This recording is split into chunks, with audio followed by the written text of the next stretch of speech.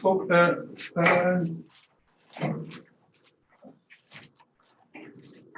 in fact, today I prepared other things. In fact, for today, but maybe we have, I mean, we are not in the schedule, it's fine, because this is week number 6. It's week number 5 or 6? 5. Week 5? Okay. Yeah, it's week 5 and this is lecture 5. Lecture 5, okay. So it's fine. Okay. So MNIST cross validation again. We need to talk about cross validation. We did that last time, and I mean, do you remember? I mean, when we have a model, we need to evaluate the model. This is very important. So you can evaluate your model after training, or you can evaluate it before training. And when we use cross validation, in fact, we evaluate our model before training our models. Correct. So in hold out validation, we have a data set. We divide it into one section for training and one section for testing. After training the model, we will use the test set for generating this confusion matrix, for example, and just evaluate our model. What? You mean using the cross validation before testing or before training? Before building the model, in fact. We use cross validation for evaluating the performance of your model. What will be the performance, right? So it's model check, checking for just performance checking, for example, in cross validation. So first in hold out validation. And hold out validation, we split the data into one for training, one for testing. And as you can see, this hold out, we will not use it only for, we will use it only for evaluation, for testing. So we will keep it away for testing our model. Sorry, I heard that at first we can split into our data 3 sections: training, testing, and validation. And yes. After training, we can evaluate our model in order to qualify to do testing or not. And I think it is possible to do evaluation after training our model. Yes, in fact, the validation test, it's apart from the training set. Yeah. Right? So when we divide this hold out, we have one hold out apart from the data for testing our model. We will call it testing. Now we will go after training. It's possible. Yes, yeah. After training the model, you Yeah. test it. So when you train and after training, you just test. And if it is okay, it's fine. Otherwise, we will change the model again and we will train test. Right? Yeah. So the validation part, it's apart from the training set. Yeah. Correct. And we use it for testing the performance of, in fact, for tuning hyperparameters. Yes. The validation set, right? Yeah. So because in the training phase, I train my model with some learning rate, for example. So I select the learning rate, it's 0.1, and I will train my model. Maybe we need to optimize this learning rate, correct? How can we do this? Using the validation set. So I can try with with learning rate equal 0.1, and after that I can train it with 0.2. So I will use the same training set for training my model weights, but to check what was the best performance. Is it 0.1 or 0.2? I can do this using the validation set. So the validation set, in fact, it's apart from the training set, correct? Yes. And we use it for adjusting the hyperparameters. Hyperparameters, it could be this learning rate, for example. It could be the structure of the model, maybe number of hidden layers, maybe number of units in each hidden layer, correct? Maybe it's regularization parameters, L1 and L2. All those hyperparameters can be adjusted using the validation set. And when you are okay with this, when we finish training, we can use the training set, the testing set for testing the performance of your, right? So now this is, we call it hold out validation. And the problem in hold out validation, we will keep part from the data outside for testing. And imagine if you have 100 data points, so we need to keep 20 data points for just testing. We will not use it for training. And it's big loss when your data set is small. So when you have a small data set, it will be really very bad to keep part outside, to keep it, to hold it out for testing your model. So if your data set is small, how can we overcome this problem? Using a cross validation. Because if you are collecting data, and we had a PhD before here, and he was working with data, he was collecting data points from a water facility, Hadi. Yeah. So he was collecting data set from water facility, and they have very complex analysis using ultraviolet and stuff like this. And usually when they collect data, take the sample to the lab, in this process, they lose lots of knowledge, because some of what kind of he was looking for fecal matter. Yes. So, and it decay was time, in fact. This fecal matter, it decay was time. So it must be quickly, and it's expensive process. So just collecting one data sample, it's a problem, in fact. It's expensive. So when he collects 100 data points, 100 samples, we need to appreciate this. We cannot just use 80 for training and 20 for testing. We cannot keep 20 outside for testing, just for testing, because it's a big loss for us. Because it takes months from him to collect these data points. So how can we overcome this problem? Using a cross-validation. In cross-validation, we have a data point, for example, those 100 data points, we will divide them into folds. We can select k equal 3 or k equal 5, for example. We will, for each k, we will train the model with k minus 1 folds and test it with k. And we will repeat this process for k value, k times. So in this case, and each time we will calculate the performance of the model, the prediction error, for example, or the accuracy for each k fold. So at the end, if k equal 5, we will have 5 accuracy values or error values, for example. At the end, you will take the average. This one will be the accuracy of your model, right? This is its minimum accuracy, in fact. And after that, I will use the whole data set for training a brand new model. Correct? Is it minimum accuracy or average? No, it's not. It's average. In fact, when you take the average from the HK value, it will be the average. But remember, for each value, we train the model with 80 data points, correct? With k minus 1. But at the end, we train the model when we finish this process, and then when we have this average accuracy of my model, I will use the whole data point for training my model. So my model now has been trained using 100 points, not 80. So we should expect that the accuracy will be much better than each single one. So that is why I just say it's minimum. It will be not less than this accuracy, in fact, because my model now has been trained using the whole data points, in fact. So in cross-validation, it's a tool for, model checking, for example, or checking the performance before training your model. And now we use the whole data points for training my model. Because overfitting or underfitting problems, it's a problem because you don't have enough data. When you don't have enough data, you can just use this cross-validation to use the whole data point for training your model. So in this example, it's MNIST dataset, and in MNIST dataset, it's a very famous dataset. It's 60,000 data point for training, 10,000 for testing. So it's already, if you will upload it from Keras, it will be already shuffled and split it into one training and one testing. So we will just, I uploaded it here from sklearn. You can get it from sklearn, in fact, also.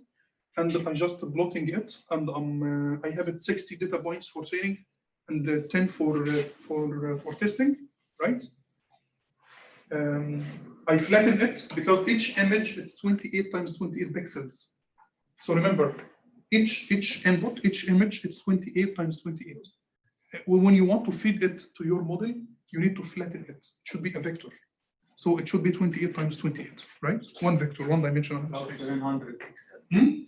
About 700 pixels. 784. Yeah. It will be 784 pixels, correct? So when we build a model, we will have the input layer. It will has 784 inputs. It's pixel wise. So because we are working pixel by pixel. But if you are, talking with people from image processing and stuff like this, they will say, no, I will not do it like this. I will try to use image processing techniques to get some features.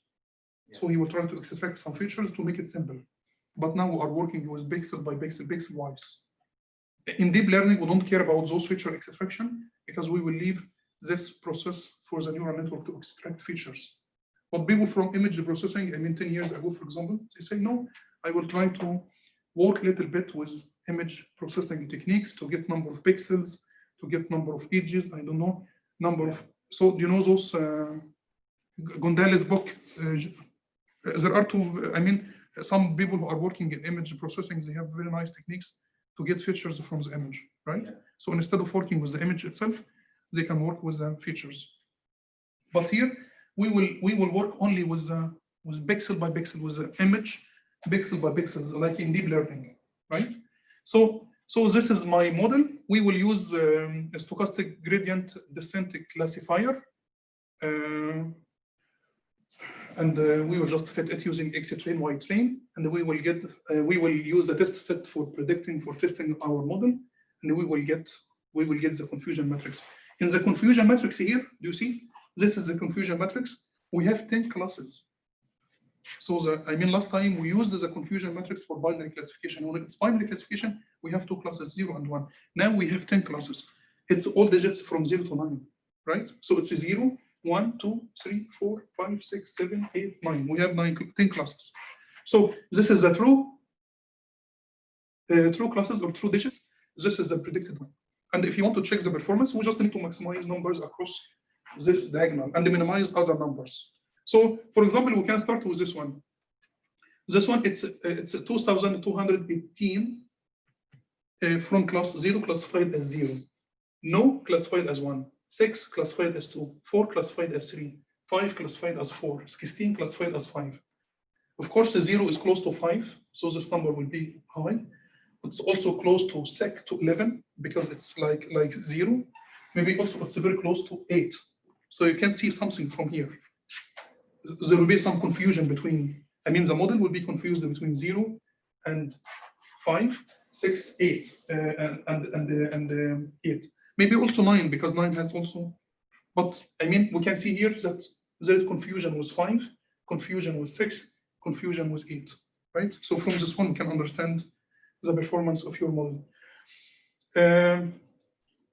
For example, this is 9 also, there's big confusion with maybe with 3, with 4, so from this one you can get some overview about the total performance of your model. So the accuracy will be 90%. This is precision and this is recall, right? Yeah. So you can get those numbers from sklearn.metrics. So you can just import it from sklearn.metrics. You can get the confusion matrix. You can get recall. You can get precision. So for example, precision score. We can get precision score, recall score, right? And of course, the minimum accuracy. Ibrahim. Yeah. I have some questions online. You can just. Yes. Can you read it? He's asking, for example, for cross-validation.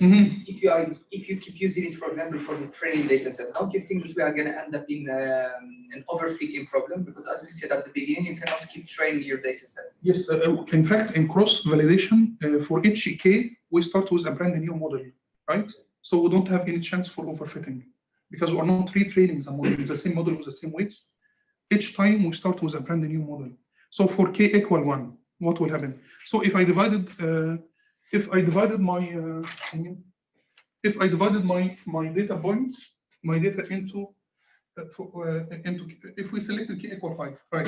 K equal 5. So my data will be like this one. So we will have K equal 5 folders for false, correct? So we will train the model with K minus 1 and test it with number K. And we will repeat this process 5 times, right? So we will train it with this, we will train with those, we will test it with this one. So we will start with a brand new model here. We will go to K equal 2. We will start with a brand. So after training the model here and testing it, we will have the accuracy. What will be the accuracy here? We will repeat this process, but each time we will start from brand new model with initial weights. In sklearn, we have something called warm start. If warm start is true, you will retrain the model from the last weight values. So like keep training, but we will not use this warm start. We will start each time from random values. So each time we will initialize your model by new random values, train the model, test it with. Now we tested it with this one. So next time we will train it with the rest and test it with this one. So this is a second model, and we will repeat this one for K times, right? So each time we start from new random values. So it's a brand new model each time. So here it's a brand new model. We will calculate the accuracy. When K equal 2, we will start with a new model, get the accuracy, and we will repeat this one K times. They're completely independent of each other? Completely independent. No chance of memory? No chance. It's complete model each time, right? So I will have the accuracy here, and new accuracy here, average accuracy, no average, sorry. It's accuracy for K equal 1, accuracy for K equal 2, 3, 4, 5. And at the end, I will get the average accuracy. This average, we didn't train a model, by the way. Now we're just testing a model. So now we will, after finishing this one, we will have the accuracy, because hold out, we do hold out for accuracy, right? Because we need to check the accuracy. Now we will get an average accuracy before training the model. And at the end, I will start to brand a new model, and I will train the new model with the whole data set. Because now Ibrahim, I have a question. Yes. You said that we will train in every k-fold, in k-fold validation for every k partition, we will train a new model. Yes, correct. And we will get the accuracy, and we will do the average to get an average accuracy. But yes. Which model we will be using to train Yes. the entire data set then? Yes, so at the end, when we get this average accuracy, now we know that if we will have a model, we will have this kind of accuracy. So imagine the accuracy will be 90%, right? So now after finishing this, I will use the whole data set for training a brand new model, and I will not test this model because I tested it in advance. Right? Sorry, I didn't get you. Okay. Sorry, I so didn't get you. Like we will model divide. that will be Mhm. the model that will be tested, that will be trained on the entire data set, that will be completely new one, not the one used in k-fold validation. Yes, will be completely new one, and we will not test it anymore because it has been already tested in advance, right? We already set the parameters. Hmm? We already set the hyperparameters. Just Starts from the beginning, you said. No, because I will decide the parameters of the model, right? So I will decide, okay, I need to train a model with 2 hidden layers. And the first hidden layer has 10, the second hidden layer has 5 units. The output is number of classes, correct? So I decided already the structure of the model. So this model, which I decided to play with, I will use cross-validation to test its accuracy, right? So the accuracy maybe will be 75%. So if you are happy with those 75%, you will just go, you will start a new model and train it with the whole data set. So this one will be your model with minimum accuracy 0.75.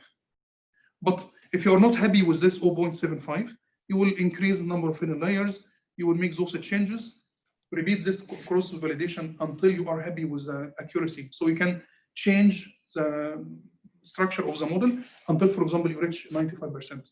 If you are happy with those 95%, you will train this model, retrain this model with the whole data set, but starting from random weights. So if you are, just a change in the cross-validation, you will start from the beginning until the end. At the end, you said, no, the accuracy is not good enough. I need to make my model more complex. So you will increase number of hidden layers by 1. You will adjust a number of units, you will increase it, for example. So just to play with it in the cross-validation. And then when you are happy with this one, right, just use the same model structure, but starting from random weights, and train it using the whole data set. And don't test it. We don't need to test it anyway. But anyway, I don't have any data for testing it because I used it anyway. I used the whole data for training it. So don't have any holdout data for holdout validation, correct? Because I used the whole data for training it. So don't train it, don't test it again because you already tested it using cross-validation. So cross-validation, we use it for evaluating the model, in fact. And we use it when the data is small, I cannot afford having holdout validation, right? I have a question about your classifier. Which section of our model is stochastic and uncertain? You use stochastic one. Stochastic Yes. gradient descent? Yes. But it's related to the inside of the model or about, for example, or data? No, it's a training. It's a training approach. No, I know that is a type of technique. But for example, when we can use this type of classifier when we are facing with uncertain environment or inside certain data. Is correct or not? No, you will decide it when you are working with your problem, right? How much data you have. If you want to use your model for online learning later on, do you need to train your model using batches or mini batches or example by example, right? Yeah. So it's, so it's this is also like the hybrid decision. It's a decision which you need to make when you are training your model, right? Because maybe you are building a model and you want your model to be used in the future for online training. You will get some data points in the future and you want to retrain your model in the future. So in this case, you can go for SCGD, right? Because SCGD is good for online training. because we train it example by example. For real-time data. Yes, for real time, yes. Because it will be trained in the future using, if I will get a new example in the future, I will just use it for training them. In this case, we don't need to keep all data points I don't need to keep those historical data in my computer. But if you will go for mini batch or batch gradient, right? In this case, I need to keep all data points and I need to train my model from scratch each time. Because when you get data points in the future, you will add it to the existing data points. You will divide it into batches or mini batches and retrain your model. So it's not good for online learning, or online training. But you can go for stochastic if you will go for online training, because I will build my model, but maybe next week I will get one more data point. I will retrain but using a warm start, right? So I will keep my weights and I will retrain my model using this single example, right? But so you will decide this, according to the context of the problem which you are solving. So we will go to this one again. So, but I want to go to we have those numbers, but I want to go to the code. But it's a stochastic. Is this one? It's a stochastic, in fact. So is this one? It's for training. This one for testing. No, I used here cross validation, right? We used here cross validation, and I used the k equal 5, right? And when I selected k equal 5, right, and the scoring its accuracy. So this is my model. So I decide the model. So this is my model. You see, I used all default values here. So this is my model, and I will use it for cross validation. After cross validation, you will get mean score. You will get a score for HK, and if you want to get, the mean one, you can just get the mean one. So for HK, I got those values: k equal 1, k equal 2, 3, 4, 5. I got those numbers. So this is the average one. So now we didn't train the model. I just used the cross validation to evaluate the model. What will be the accuracy? If I will have this model, what will be the accuracy? So this is the average accuracy, which is 91%, for example. And after that, I will train a brand new model using the whole data set. And I will test it. So in cross validation, we are building 5 models, K models, in fact. We are building K models. But all those K models are independent, and each time we start from random weights. We have the average accuracy, right? After that, you will train a model, but I am sure that the new model will be more accurate than this one. Because here we used 80%, for example, if k equal 5, it means that we used 80% of the data for training each of those models. But the brand, the one which will be implemented, in fact, in real life, it has been trained using 100% of the data points. Yes.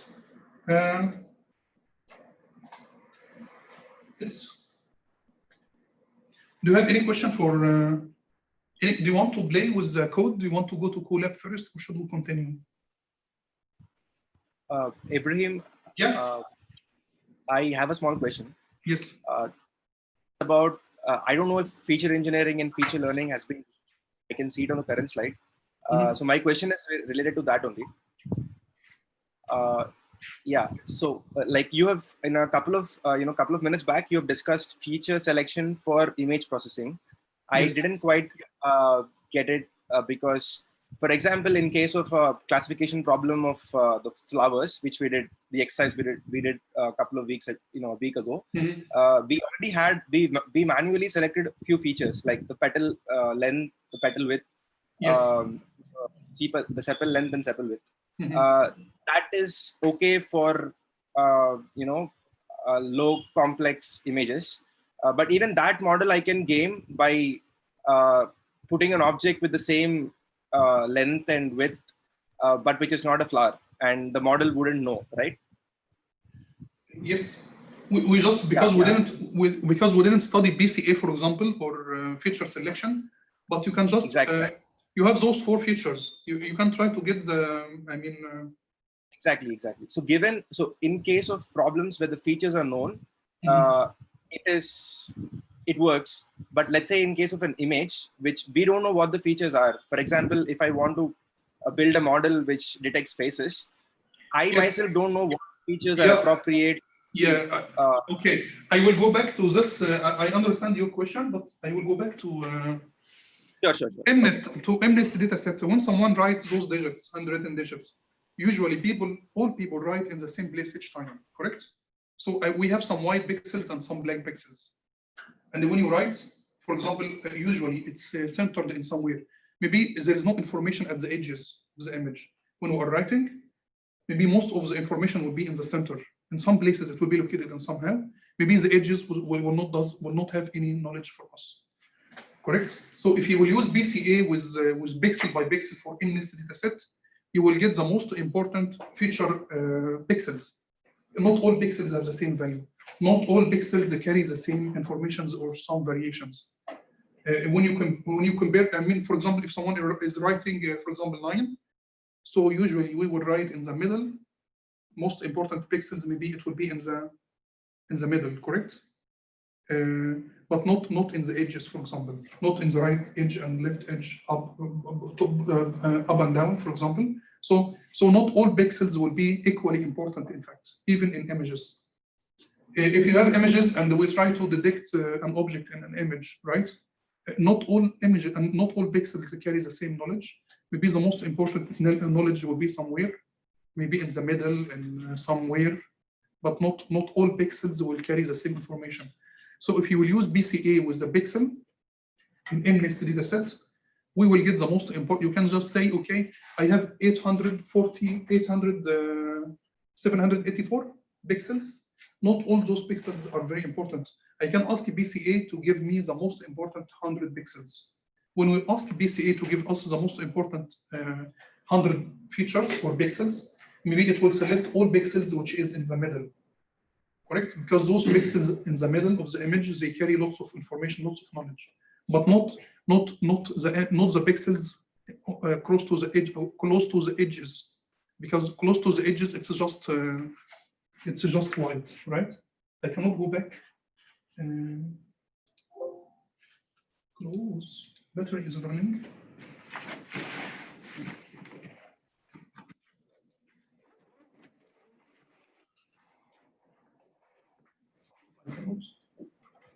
I remember that I got my power relief.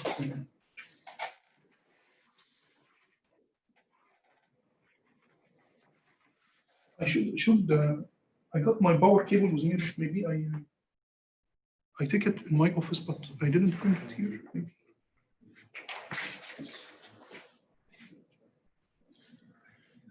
My power supply. Okay. So anyway, I want to go back to yes. So do you see? Can you see with me here in this image? So for example, here, lots of pixels, white pixels. It's not important for us. If we put all those images on top of each others, we will discover that the most important part is this part, right? So those are the most important pixels. So when we send those 784 pixels to BCA, it will sort them, right, in ascending order, in descending order, in fact, according to the eigenvalues for each. So how much variations each pixel represent, how much knowledge each pixel carry, for example. Maybe this one in that location in each image, it will carry the most variation, most knowledge. But for example, this one, it will be white all time, this part. It will be white all time. Is it important for us? So if we are building a model, and if we are sending all those pixels to my model, is there any knowledge from that part? If we crop it, it will not make any problem for us, in fact.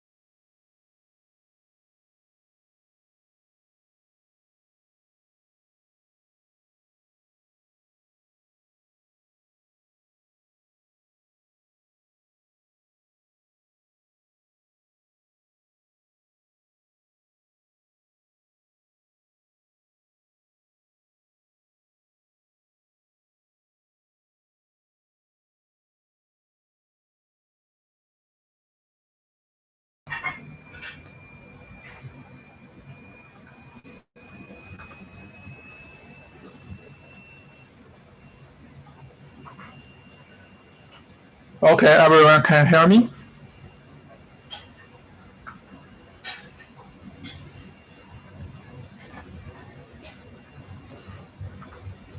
Let me have an introduction of my trying. First, I have tried three methods.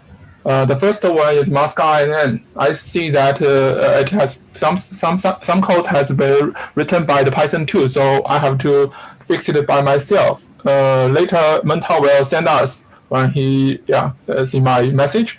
And the second one is this link, and also shared by the Sad and Ravi. And the third one I found from the internet is this. I can send the link to you later. And I split into the steps into three phrases. It's more easily to understand. The first one is when we input, for example, this is the car1 PNG format, and then you can find out the region first. This is the step one. And the right picture, this one is the position defined by the data set. And this is the part one. After part one, we should get the output of the position, for example, 4 values of the points. And the second part of this, we input the region of the images because it includes several characters. And we have to use the OpenCV to change the plate into the black and white picture. And finally, we can define how many characters in this plate. For example, here it has the seven characters. And after that, you should get here the one arrow, for example, the 7 and 30 plus multiply the 16 pixels. This is the second phrase. And the last one is you input these numbers, and then finally it can split into, it likes the minist data set processing. So it's the general idea. And my suggestions, if we split into the different groups, sorry, wait a moment. I can't see wait a moment, I can see the main message. Zhisheng, we can see your screen here. Okay, that's okay. really great. If you have gone this far, it's really great. But I have a few questions to start with. Please. So you have, which data set have you used? Kaggle. The Kaggle one? The data set, I see that the link from you here is over the 200 about this one. And also I have seen that there are over 400 data sets that the Abraham introduced to us. And for this example, I use the Abraham data set suggested. Okay. And the bounding box, over your license plate, you have done that using OpenCV, or you've done that using which library? Here I compared, you can see here, and the second one and the third one is also used OpenCV. And because you have to use the OpenCV to transform your picture shape, you can have a look about data set. The dimension is different, so you have to shape to the same size. This one is their common use. I don't know why. And the first one I'm not finding the exact the shape. I'm now still finding the solution.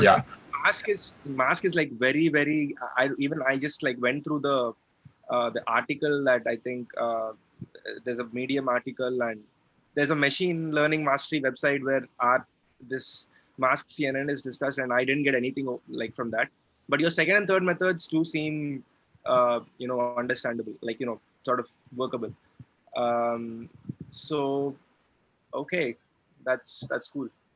Yeah, I suggest that if you have time, you have a look at about this link because it has very clear about what I said, 3 steps, and then we can find our group members, so we can split the jobs. Yeah, I think the second step is a bit simpler, and also the problems is which data set, as you said, which data set we have to use, because for example, the last step.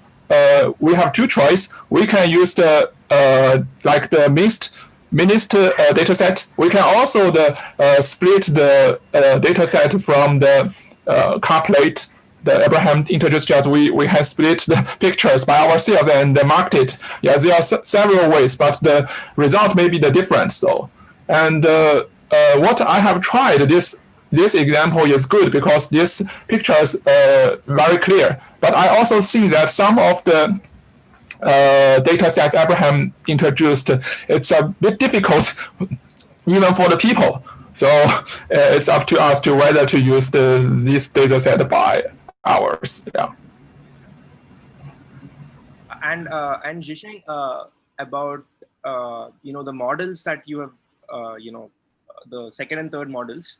So these are like the complete models, like including pre-processing, including the training model, everything, right? It has everything in it. Yes, I think just here, in the first step and also the third step, we have to use the models by ourselves. CNN dense, you can constitute by yourself or directly use the pre-trained model. And for the third one is also the same. But the 2 is also you can use the OpenCV directly to split the characters. So the second one is simplest. And here I have seen the link you shared. He composed himself the models. Yeah, used by this one. It's also based on the CNN. And this one I introduced is directly used the pre-trained model, and it's basic. And this residence net is the most complex, I think, and also the first one is the most complicated. So one. I'm very crazy. Yeah, this, and also you can see here. I have one more question, Zhisheng. It is that okay? So you have an image, and do you start with by detecting if it's a car or not, or do you take it for granted that it's a car? Because let's say I have an image with just a license plate and nothing else, it would still detect, your model would still work. It would detect the license plate and it would segment it and then give you the output. But what if, so I was kind of thinking if we should start the problem, because I'm working on the color detection part. I mean, that's what I thought I could work on. And that I thought it's better to start with detecting if the car is present in the image or not. Otherwise, it would be great on few data points, but it wouldn't work on on this false positives or false negatives. I think. Yeah. Sorry, I'm interrupting. I would like to extend the approach of Ravi, that I was also going to do the same. Like I haven't done anything yet, but I was also planning to do the same, to detect the car, detect the color, and then move towards the plate recognition. But I don't think so that it is possible that one model fits all, because we have the labels that are completely different. For example, the dataset that Ibrahim gave us, it gave the label of the boundaries, the boundary of the box that the number plate license is located at. I think Ibrahim has joined the. Yeah. Yeah, we can discuss later. Yeah, when the class finished after the graphic, computer graphics. Okay, so we can discuss later. I stop. Sorry.